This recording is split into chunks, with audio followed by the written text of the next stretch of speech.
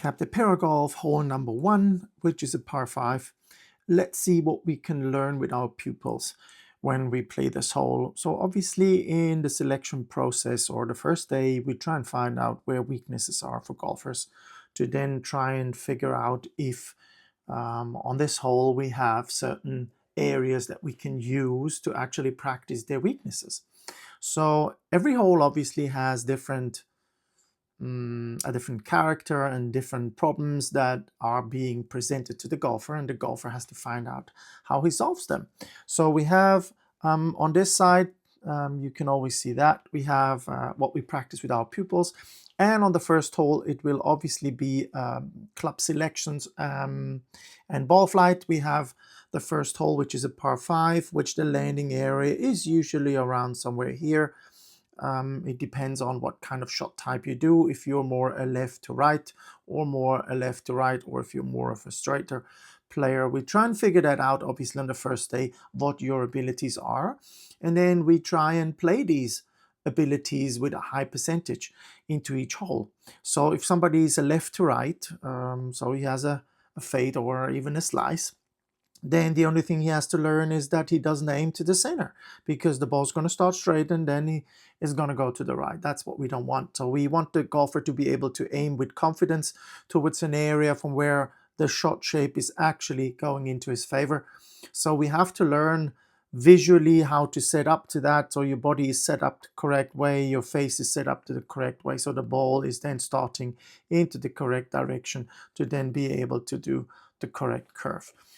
New golfers obviously is a different experience, because it's all about keeping the ball in play, and because we don't really know what's going to come out.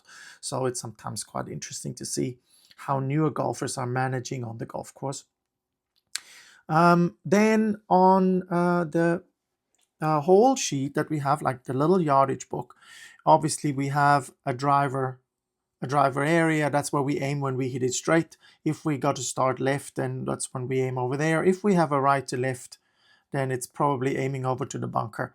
So we also have in the landing area some kind of left to right side hill lies, which would be this area here. So if the ball lands in that area, we're gonna have a shot with the ball lower than our feet for the right-hander. So we will practice absolutely side hill lies during the week. This is a really important puzzle, because then the next shot is going to be something like this. So it's going to be pretty blind, it's going uphill. We know that the area of trouble is this side, and maybe on this side it's maybe there. So we know we have to put the ball somewhere in here, and again it depends on the golfer's level. Many things that happen when we teach golfers on the golf course is we try and create mental patterns so they recognize a situation when they see it. So it's the first look and they'll know, okay, so the problem is this and that. And here the problem is that left side is absolutely no good. That's a dead area, that ball's gone. And the golfer has to recognize that, the alarm bell has to ring, and he has to take measures to avoid that left side. Obviously I can just aim to the right, that's clear, but I don't want to lose it over that side either. So there is strategies to be talked about, and one of them obviously is creating landing zones, and then from there we're going to go into a mode where we try and play into different zones on the golf hole. So we'd have a first zone, and then from this number 1 we'll get into number 2, and then from number 2, depending on your level, you go straight onto the green, or you have to create a layup, and that layup has to go into the right zone. So there is quite a bit of work that we do with golfers in trying to separate the holes into zones, so they understand, is that a favorable zone, is it a trouble zone? If it's a trouble zone, what's the risk, what's the consequences? So there's always quite a lot of work around that. Then obviously the approach shot, we have in the back of the green, we have a no-go zone, so we can't go long. That's also the first thing that we have to notice.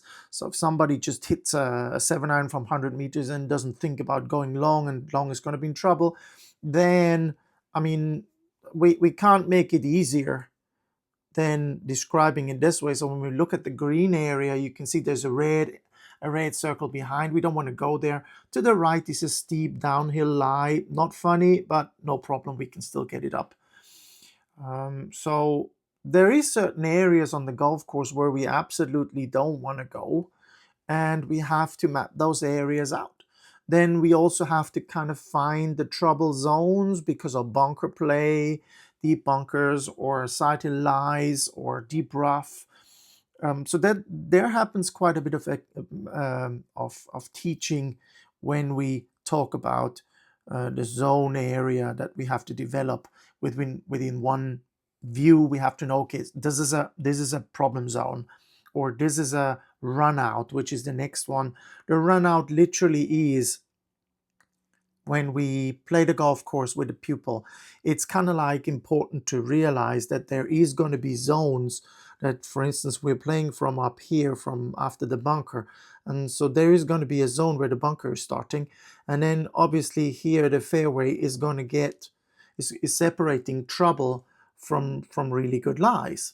So we want to realize where a run out zone is. Then we want to plan the landing spot because the ball's still going to run. So there is some work that a golfer mentally has to be able to do, and he has to do that pretty quickly. And then he has to be able to get the distances. So we have here a distance from this area, from point B to the first bunker, is 140 meters. So if I have that distance, I know, okay, probably 120. And then even if it rolls a little bit, I'm still going to be fine.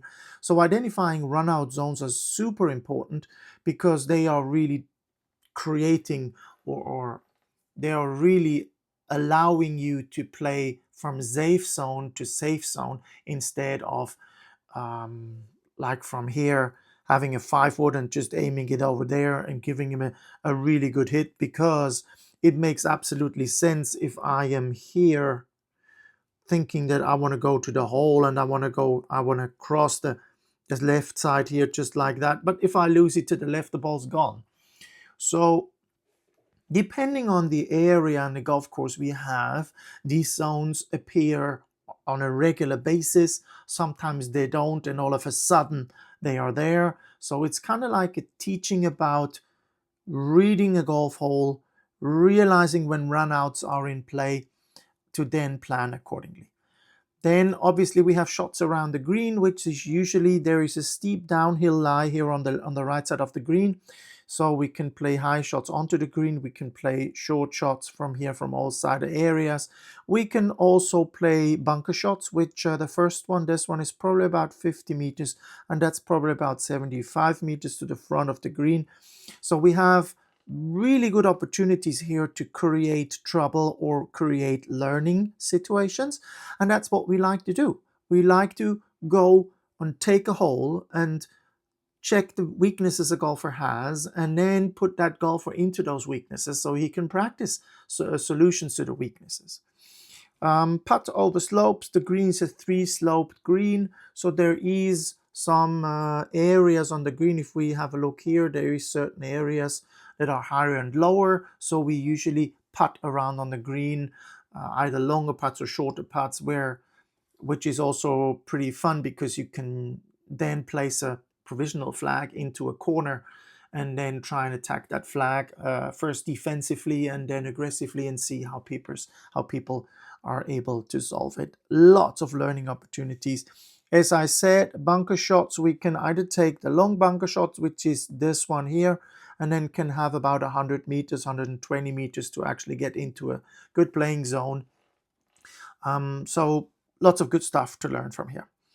All right, what we have next, motivation. I usually add something like that in lessons just to give golfers a little thing to think about. And here it is. When you make changes to an old movement habit, it takes time to first master the new pattern.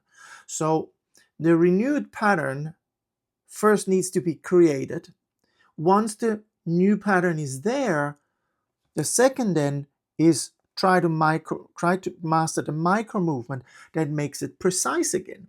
So even if I move in a better way, that doesn't mean that I'm precise immediately. And you can probably relate to that learning a new movement is hard. It takes time, it takes energy, but then the next task is to become precise again, to actually make the last step, which is then be able to use that changed pattern. So I'm always trying to talk to people about what are the steps. First step is learn how to master a new movement. So you first have to learn how to move differently. The second thing is you just have to settle it down, let it settle down. And then the third thing is you have to try and become precise again using the new movement pattern. Okay, that's just food for thought. All right, round preparation. Obviously, we want to encourage people to play tournaments.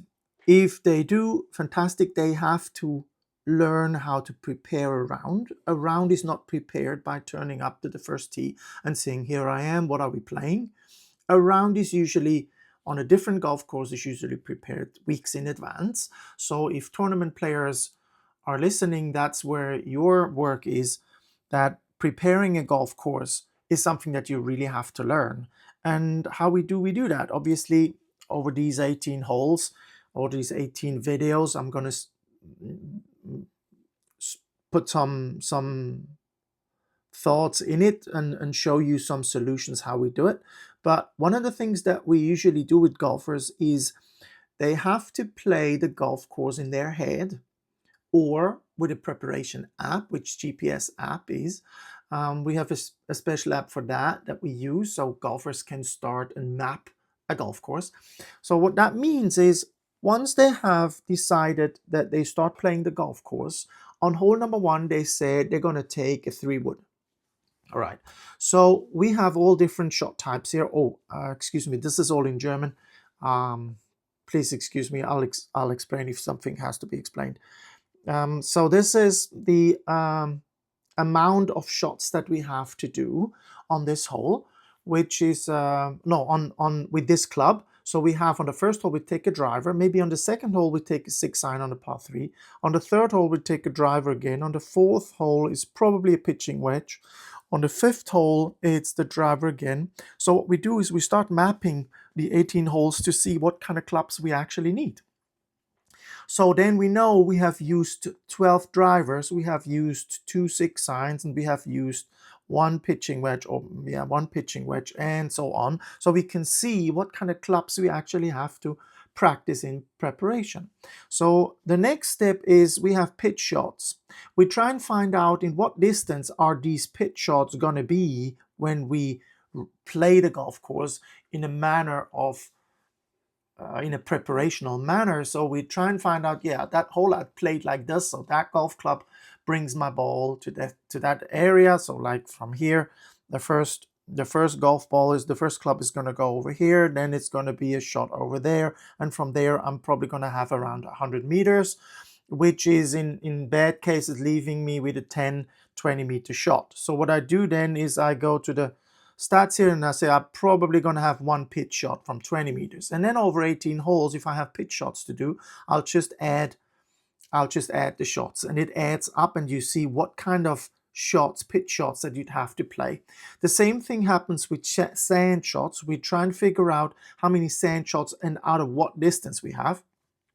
We have fairway bunkers, the one to the right here, which are different distances, which is also kind of like important to know. If I'm playing a desert golf course, there's going to be more of those shots. If I'm playing in a parkland course, there's probably going to be less. Then we have special shots, which is under trees, deep bunkers, we have waste area, and we have side hill lies. So for every shot that I'm going over this little list here, for every shot that I do, I'll have a little mark like that. So over time, it's going to add up, and it's going to show you what kind of shots you're going to use. And you might be surprised that there sometimes is situations where you can absolutely see what abilities you have to have on that golf course, which then we can add the wind direction. This is for tournament players of higher standards. Tour pros, we usually do wind preparation. So we try and find the predominant wind and then see out of which direction on which hole the wind would be probably blowing. So we get kind of like an idea if I'm having wind from the right, if I'm having wind from back, wind from the left, or wind against. So then I know how many shots I have from each over the 18 holes, which then is going to make it easier for me to actually practice that in preparation. So that would be hole number one. These are the things that we practice with our players on hole number one.